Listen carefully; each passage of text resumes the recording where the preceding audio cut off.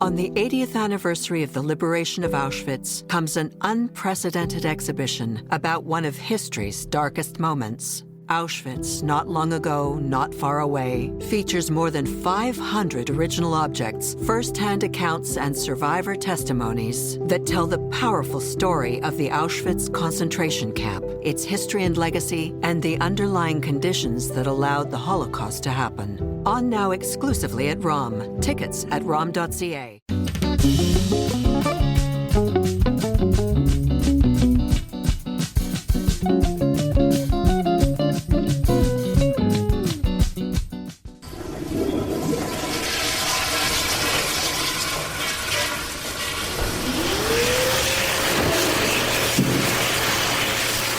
Recognize those sounds? They're automatic flushing toilets and touchless hand dryers in public washrooms. And for 13-year-old Winnipeg student Sammy Marcus, who lives with a sensory processing disorder, those loud noises cause him lots of anxiety. So distressing, in fact, that he tried to avoid using public bathrooms when he's out of the house. Instead, he'd just hold it in till he got home. Clearly not an ideal solution. But the loud bathroom problem eventually sparked an idea in the scientifically minded teen, and for the last few years, together with his twin brother Leo, who's also startled by the loud noises, the duo set out to see whether the explosive flushing noises from automatic toilets, urinals, touchless hand dryers, and even the automatic paper towel dispensers were just a nuisance or, as they suspected, are actually dangerous for people's hearing. With the help of their parents, Sammy and Leo made visits to hundreds of public washrooms in Winnipeg, armed with a clipboard and a scientific decibel detector, which they bought on Amazon, a tape measure, and face masks if necessary. They surveyed over 600 devices in community centers and libraries, their school, a shopping mall, their father's office, and even some synagogues in the Jewish community. Their findings, which they've dubbed the Royal Flush Project, just won the Marcuses top billing at the annual Winnipeg Schools Science Fair.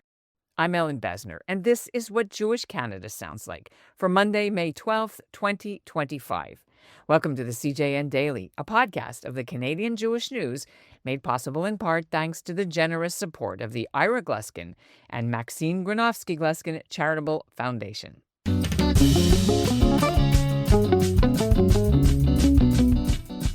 While most public washrooms are designed for maximum hygiene with touchless surfaces, the noises which some of these machines make can be frightening for young kids and painful for people with hearing aids, and over the long term, the noise can be damaging for hearing for people like janitors who are exposed to it all day long. There are noise standards and health and safety laws in every province and territory, which say that noises louder than 85 decibels on a sustained basis are dangerous, and people need to be provided with hearing protectors. Well, Sammy and Leo Marcus found most public devices clocked in much louder than that, and the loudest one they found was in a building on the University of Manitoba campus. The quietest ones were the Jewish buildings. The twins encountered some strange looks while on the job and some pretty grungy washrooms to boot, but they hope all their effort and their findings will convince toilet manufacturers and industrial designers to do something about the problem they've flushed out. The Marcuses join me now from their home in Winnipeg, along with their mom, Joanne, to explain how they did it and to share some tips and strategies for people who are sensitive to bathroom noises.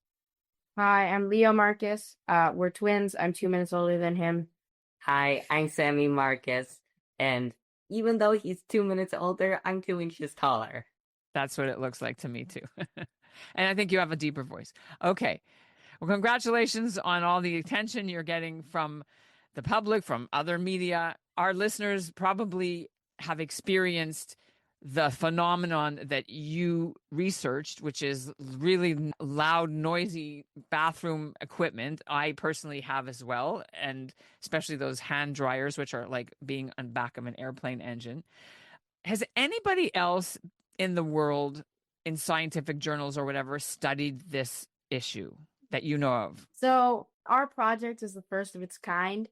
As far as we know. The closest project that we've found like this was by Nora Louise Keegan, a grade 8 student at from Calgary who did a project like ours, but only on hand dryers, roughly 10 years ago. There have been other projects on hand dryers and other studies. However, they have not been as large and they have not necessarily gotten conclusive evidence for hand dryers. However, we have not noticed for any of the other kinds of devices we decide to test for this project. We have not noticed a study somewhere that has also covered them. So this is the first time that toilets, paper towel dispensers, and urinals have been tested in this way.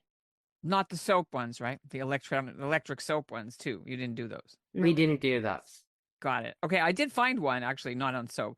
National Institute of Health study 2015. Prolonged exposure to high levels of occupational noise can cause damage to hair cells in the cochlea, hazardous for workers who have to clean the bathrooms as well as other people who use them. So it was very interesting. It's actually an NIH study, but as you said, I think theirs was a lot smaller sample. It was on a campus, university campuses. Okay, this is just to set the scene. So you talked about nobody else did such a large sample. Where did you go? How many bathrooms and how many buildings? And tell me a little bit about the actual sort of nuts and bolts of how you did this. So we went to community centers, schools, universities, libraries, Restaurants. residences for toilets, and and our local synagogue. to see if Actually, 2 local synagogues. washrooms were dangerously loud. So yeah, it's a very large area. We tested 628 devices and made 1,277 measurements. We could probably come up with a number of individual buildings and washrooms we went to, though we haven't actually recorded them in any already compiled way.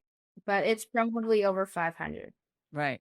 And did you have to get permission first, or you just kind of secret shoppered it, you know? It So- depends upon the location. Yeah, so some locations, depending on where they were, we would ask to see if we could go in and use their bathrooms for this. And some areas we didn't because Well, it wasn't necessary. at our school, essentially, we tell our science teacher we would like to go and test for our science fair project, and then we go to the bathroom and we test for our science project. So that was one method. Another method was kind of, okay, we have pretty much universal permission to just wander around as long as we don't break stuff. Let's wander into the bathroom with our testing equipment. Do you have your equipment with you? We do have our decibel meter, which measures sound. We set it to max for our 5 to 10 second duration, 30 to 35 centimeters away from the bowl at our max setting. So it records the loudest sound. And right now we're at around 81 max decibels. What are we now talking? What do you now? What is it saying now? 79, 80. 81, around there. So Yeah. So we're just having a conversation over Zoom. What was the loudest piece of equipment in a bathroom that you found? And We what about the found- most, like median? A lot of devices, it depended on the type. For tankless toilets, it was roughly 68 decibels. For tank toilets, No, it was between 85 and 100 decibels. 68.3% was in that, and that is the percentage where hearing protection is mandatory. I think that's safe for Manitoba. Tank toilets, mostly they were safe with roughly around 80 decibels ish. flush urinals were 79.8% below 85 decibels, but waterless urinals were completely safe. With those landing in between 60 and 80 so decibels. Jet hand dryers were pretty much universally between 85 and 100 decibels and above. Normally around 105 decibels. So those were extremely loud. All other hand dryers landed around 90 or so decibels most of the time. But pre-filled paper towel dispensers were almost completely safe. But the loudest device we measured was a hand dryer that measured 128 28 decibels. As you said earlier, though I don't think you actually meant it as it is, it's about as loud as a jet engine. And where was this one? Do you know? University of Manitoba. So that's the loudest bathroom thing you found in your whole city. Yes. Did you ever go into a movie theater? Those bathrooms are super loud. No, We were didn't. not unable to test movie theaters, partly because he really hates movies. And partly because It's you also would- too loud for you too, I suppose, right? you And also because there isn't that many movie theaters in our city, and they're also very far apart, so it would be difficult. difficult. Is there any difference between boys' bathrooms or male bathrooms and female? Is it louder in a male bathroom? You were talking about these urinals, or is there any gender difference? We found that it's mostly the same. However, the extremely loud devices for toilets, the loudest ones were actually the first toilets we tested a few years ago, produced sounds that were over 115 decibels that were in the boys' bathroom at our elementary school. But we did not find an extreme change overall, other than that one instance of extremely loud bathroom So equipment. boys, girls, there's no difference because of the urinal issue is what I mean. Yeah, the urinal does affect it, but not by that much. And the way decibels work, two different sources do not add together to create a louder sound. So if you add a urinal and it produces dangerous sound levels, that's a problem. But if you add a safe urinal, that's not going to change if you have a dangerous kind of other device. It doesn't stack in that way. Like, it does stack. So but you're cumulatively in the room as opposed to by device, Yeah. is what you're trying to explain, Yeah. right? Okay. So what strategies you recommend for people who have sensitivities? What works for you? What should people do? So we suggest, well, number one, if you have hearing sensitivity, you should try to use tank toilets. Like at your house, they have the white box behind it. They're usually in residential bathrooms. We suggest using pre-fold paper towel dispensers, which are pre-folded. Yeah, so they're already cut for you. And we also suggest using waterless urinals if you were to be installing a waterless urinal somewhere. And also be very wary of public washrooms you enter, and be wary of general devices. Yeah, we suggest using hearing protection if you have hearing sensitivity. I personally wear noise canceling headphones, but other people might have other coping strategies. But we also suggest that you try to stay away if you have hearing sensitivity, because it is still dangerous. And what about, going to the breastfeeding bathroom or, disabled bathrooms? You're allowed to, I suppose. No one's going to stop you, but there's only one toilet in there, right? Or doesn't matter? It doesn't matter for the number of devices so much as whether each individual device is entirely safe. And if one device is activated and it's the only device in the entire room that is dangerous, that one device will cause harm to every single person in the washroom. Meaning, it's better to just go into a washroom that is entirely safe. Now, the chances of one washroom having all safe devices with only one device is not going to change much to a larger washroom with more devices. So, but using a washroom that only has one device and you're the only person there means that while you're using that device, nobody else is creating dangerously loud sound, so it is safer. But it doesn't affect it if the one device that you're using is unsafe, it can still hurt your hearing.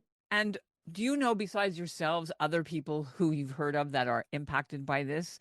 Well, the goal of our project was based on the fact that we and many other younger people, especially when the two of us were smaller, but also many of the young people we know, had difficulties with being in public washrooms. And according to our mother, we sometimes covered our ears and ran out screaming. And the goal for our project was to figure out, is this actually scientifically harming people's ears? Or is it young people who do not like loud noises being disturbed. And we have shown that washrooms are dangerously loud, and you should be right to feel unsafe because they can hurt your hearing. And when some people get older, they do have this hearing loss from hearing these sounds when they're younger. So they're less sensitive to them, but they're still dangerously loud. So by making changes to make them quieter, it means that everybody has better hearing. And it's not just also the physical, it's also anxiety and triggering of emotional problems for people when you're going in. And did it ever happen in your life that you're just like, that's it, I'm going to hold it in until I get home? Yes. Definitely. I know that us and a lot of other people avoid public washrooms because they're loud, among other reasons, and that's just easier to wait.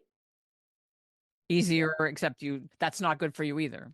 Yes, yeah. On the 80th anniversary of the liberation of Auschwitz comes an unprecedented exhibition about one of history's darkest moments. Auschwitz, not long ago, not far away, features more than 500 original objects, first-hand accounts, and survivor testimonies that tell the powerful story of the Auschwitz concentration camp, its history and legacy, and the underlying conditions that allowed the Holocaust to happen. On now exclusively at ROM. Tickets at rom.ca. When you did this study, what was the reaction from your peers and friends? Because it sounds like you've been working on this project for a long time, not just for this year's science fair, right?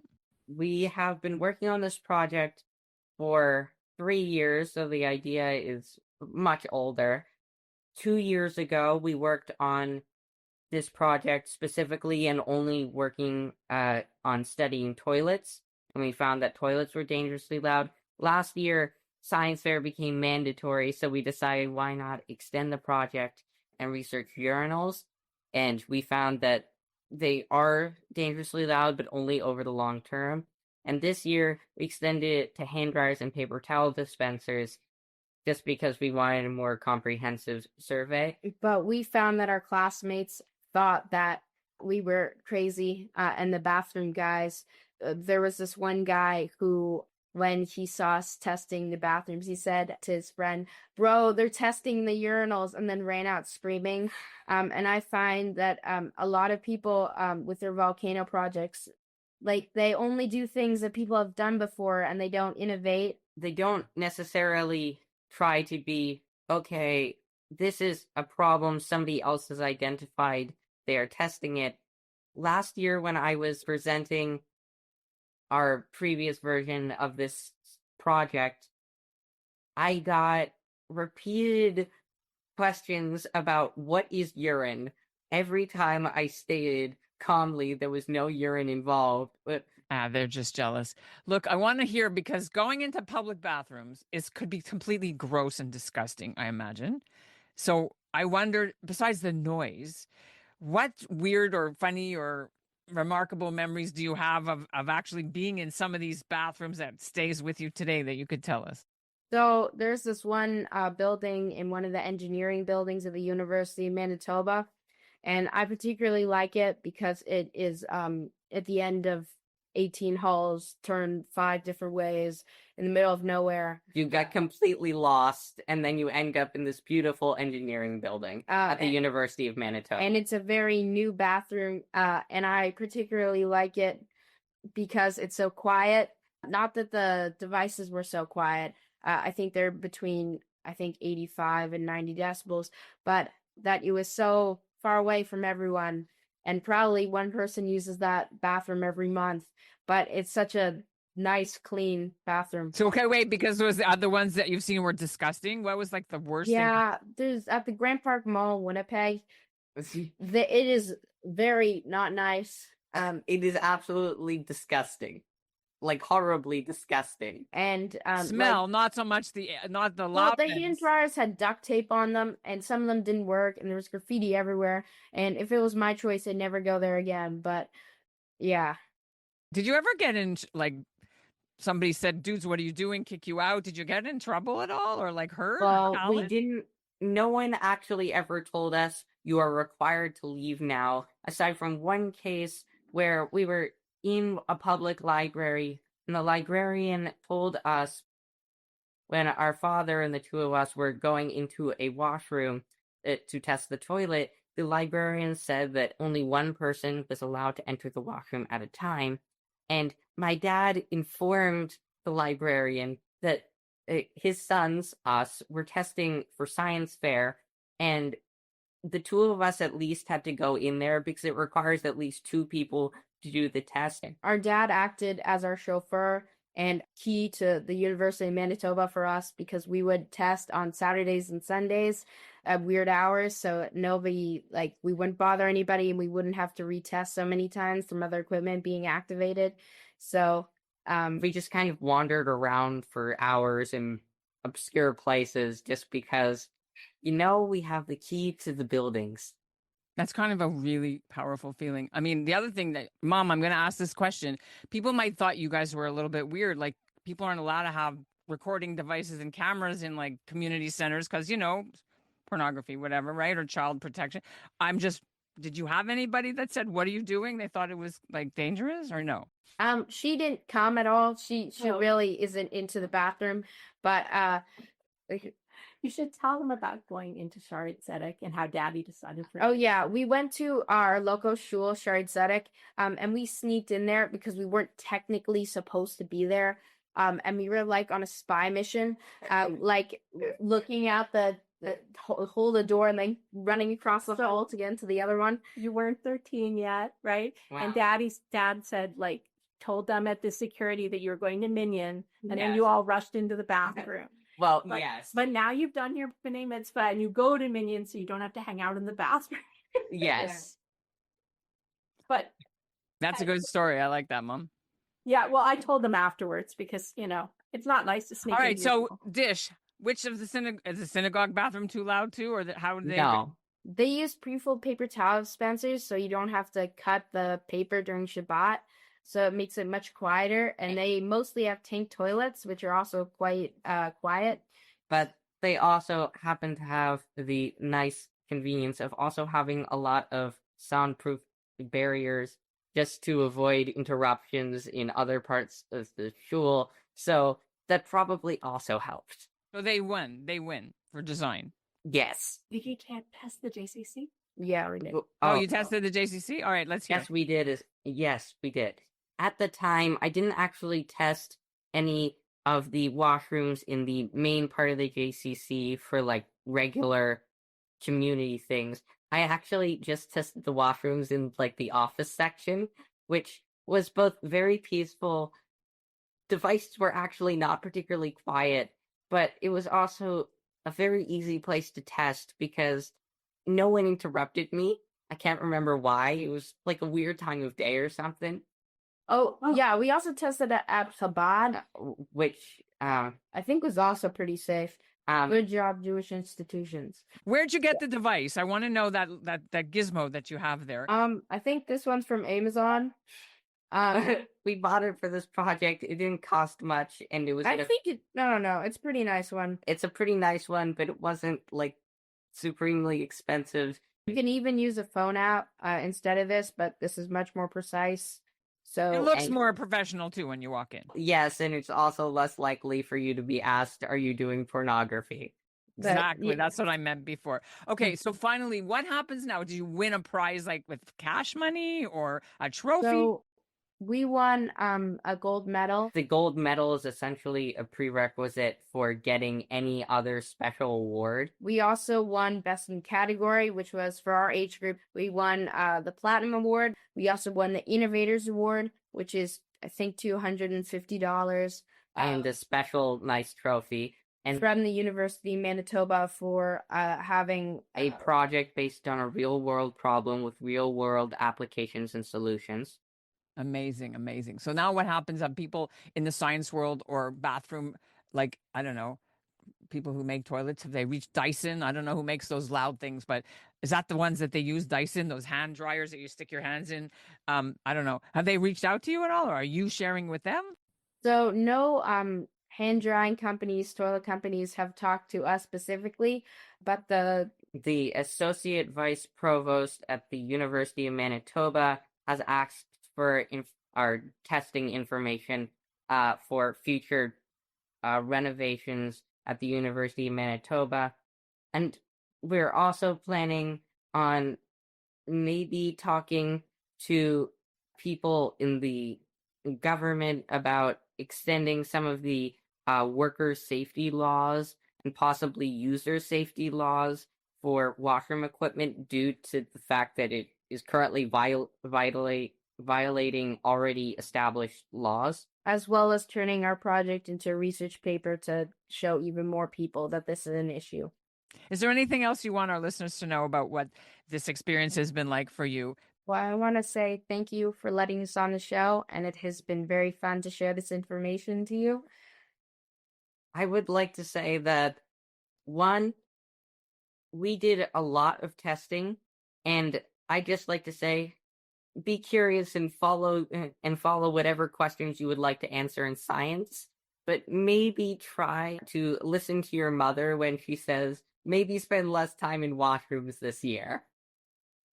Right, there's a whole world that smells better outside. Yes, most definitely.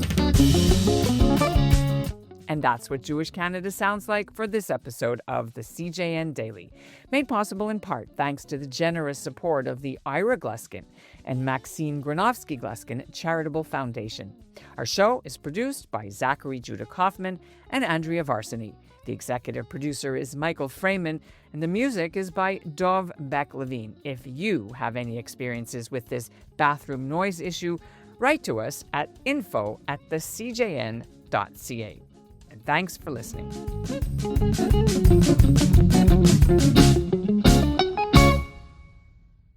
On the 80th anniversary of the liberation of Auschwitz comes an unprecedented exhibition about one of history's darkest moments. Auschwitz, not long ago, not far away, features more than 500 original objects, first-hand accounts, and survivor testimonies that tell the powerful story of the Auschwitz concentration camp, its history and legacy, and the underlying conditions that allowed the Holocaust to happen. On now exclusively at ROM. Tickets at rom.ca.